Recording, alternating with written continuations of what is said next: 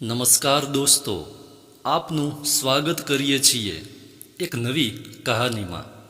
આજથી બરાબર 10 વર્ષ પહેલાંની આ વાત છે। મારી ઓપીડીમાં એક 13-14 વર્ષની સાવ એકવડિયું શરીર ધરાવતી અત્યંત બીમાર હાલતમાં છોકરીને લઈને એક મુસ્લિમ પરિવાર પ્રવેશ્યું। છોકરીનું નામ બેનજીર, હાડપિંજર જ દેખાતું હતું જાણે। વજન માંડ આશરે 27થી 28 કિલો હશે। આખા શરીર ઉપર કરચલીઓ, પાતળી સૂકી ચામડી, મોં ઉપર ખૂબ ચાંદા પડી ગયેલ, સાથે હોઠ અને જીભ સૂજી ગયેલા લાલ ઘૂમ। કોઈ પણ તબીબ સિવાયનો સામાન્ય માનવી પણ સમજી શકે એ હદે બીમાર અને બિસ્માર હાલત હતી એના સ્વાસ્થ્યની। વાત ચાલુ થઈ, શાહ સાહેબ, તમે જ હવે છેલ્લો આશરો છો મારી દીકરી માટે।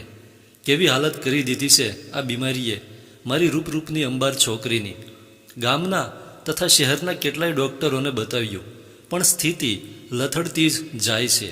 આ તો ભલું થજો ડૉક્ટર ભટ્ટ સાહેબનું કે એમણે એક છેલ્લું આશાનું કિરણ અમને બતાવ્યું છે ને તમારી પાસે અમે બહુ જ આશા લઈને આવ્યા છીએ।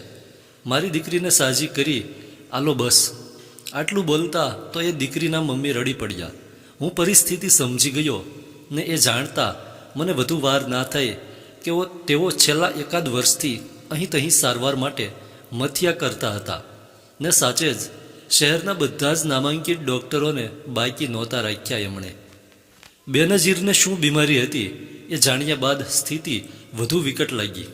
એને સંગ્રહિણી અલ્સરેટિવ કોલાઇટિસ નામના રોગની બીમારી હતી।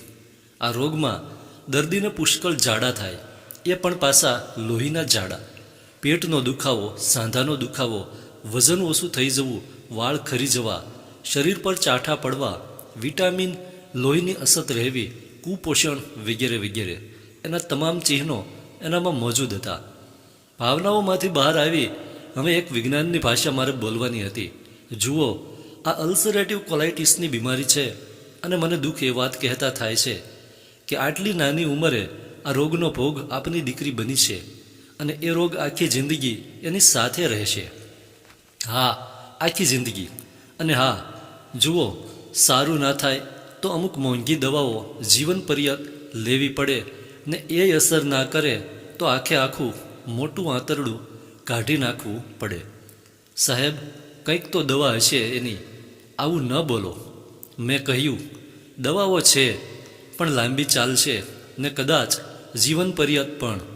કેટલીકની આડઅસરો પણ છે અને સારું રહે તો આપણે જંગ જીત્યા એવું પણ નથી। રોગ શરીરને ભરડો ક્યારે લે એ કહી ના શકાય। એપિસોડિક રોગ છે, લક્ષણો આવે જાય એમ ચાલુ પણ રહે।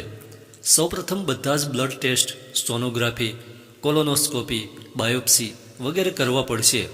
સાહેબ, જે કરવું હોય એ બધું જ કરો, પણ મારી દીકરીને સાજી કરો। હવે અમે થાક્યા, બીજે ક્યાંય જવું નથી।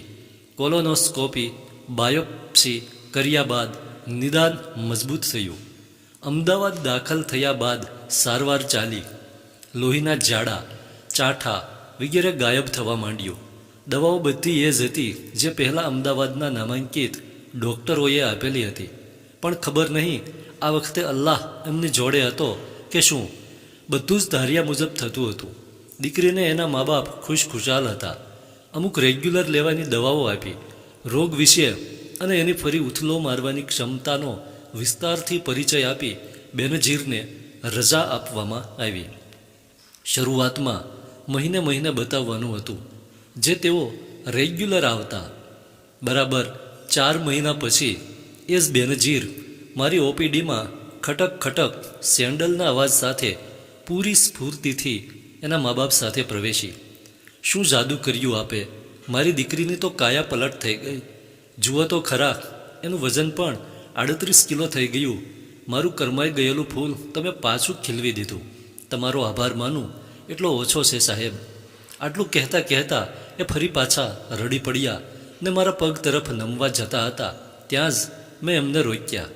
માજી, આ શું કરો છો? હું તમારા દીકરા જેવો છું, મારા પગે તમે મને શું કામ શરમમાં નાખો છો? ને મેં કાંઈ નથી કર્યું। આ બધી જ ટ્રીટમેન્ટ તમારે પહેલેથી જ ચાલુ હતી। મેં તો ખાલી માર્ગદર્શન જ આપ્યું છે.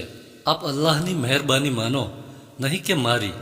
હા, તમે મારા દીકરા જેવા તો બેનજીર પણ તમારી જ બેન છે ને. એ બધું અમને ના ખબર પડે.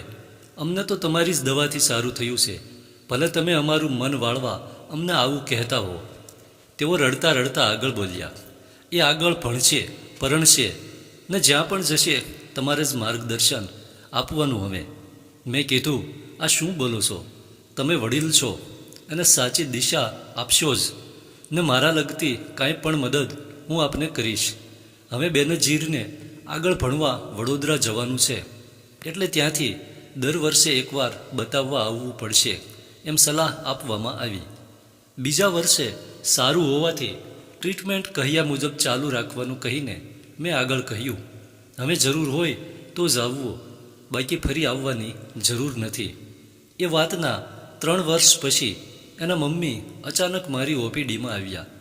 જૂની વાતોને યાદ કરી આંખો ફરી ભીની કરી. તેઓએ એક મીઠાઈનો ડબ્બો આપ્યો. લો સાહેબ, બેનજીરનું ભણવાનું સરસ રીતે પૂરું થઈ ગયું ને હવે તે વિલાયત જાય છે. ખાસ કહેવડાવ્યું છે કે ભાઈને કહેજો ત્યાં કાંઈ તકલીફ થશે તો તમને જ ફોન કરશે, એટલે નંબર ને ઈમેલ આપશો પ્લીઝ. મેં કહ્યું, કોઈ જરૂર નહીં પડે, બધું સારું જ રહેશે. છતાં વિજ્ઞાનની ભાષા એમના મમ્મીને જણાવી કે આ રોગનું નક્કી નહીં, 6 મહિનાય સારું રહે ને 100 વર્ષ સુધી પણ. તમારું નસીબ. પછી વાત ભૂલાઈ ગઈ. સમય ક્યાં અટકે છે કોઈના માટે. 3 વર્ષ પછી ફરી પાછા એમના વાલી મારી ઓપીડીમાં રજૂ થયા. બેનજીરની શાદી છે આવતા મહિને ને તમારે આવવાનું જ છે. બેનજીરે ખાસ કીધું છે. મેં પણ બધાએ આપતા આવવાનું વચન આપ્યું. બરાબર 2 વર્ષ પહેલાં બેનજીર અને એના હસબન્ડ મારી જોડે આવ્યા. એના હસબન્ડે કીધું, સાહેબ તમારા બહુ વખાણ કરે છે ને કાંઈ પણ થાય તો તમને જ બતાવવાની જીદ પકડે છે, એટલે આજે હું જાતે જ લઈને આવ્યો. જુઓ ને, આ સ્થિતિમાં પણ માનતી નથી. એને સમજાવો કે આ નાજુક પ્રેગ્નન્ટ સ્થિતિમાં દૂધ, ઘી, ભારે ખોરાક બધું લેવું પડે, નહીં તો. હું સમજી ગયો. બેનજીર બોલી, હસબન્ડને કે તમે નથી જાણતા કે હું મરણ પથારીએ જ હતી ને ત્યાંથી આ તમારી સામે આ ભાઈ જ લઈ આવ્યા છે. એ કહે એમ જ થશે. ફરી બધું સમજાવી વાત પૂર્ણ થઈ ને કેટલાક મહિના પછી ફરી તેઓ એમના બાળકને લઈને મારી પાસે આવ્યા. શું નામ રાખવું એના માટે? મેં કહ્યું, અરે એ કામ મારું ના હોય. તમે ખુશખુશાલ છો અને રોગમુક્ત છો અને તમારું હસતું રમતું કુટુંબ જોઈને જ મને આનંદ છે. હજુ આ સિલસિલો ચાલુ રહેશે. આ સત્ય ઘટના એટલા માટે રજૂ કરવામાં આવી છે કે આજે કેટલાય લોકોની એવી માન્યતા છે કે ડૉક્ટર પ્રોફેશનલ થઈ ગયા છે. અરે એવું નથી. જેમ આ પોતિકાપણું જ દર્દીને ખુશ રાખે છે, એ જ રીતે ડૉક્ટરને પણ પોતિકાપણું જ સંતોષ આપે છે. ધન્યવાદ.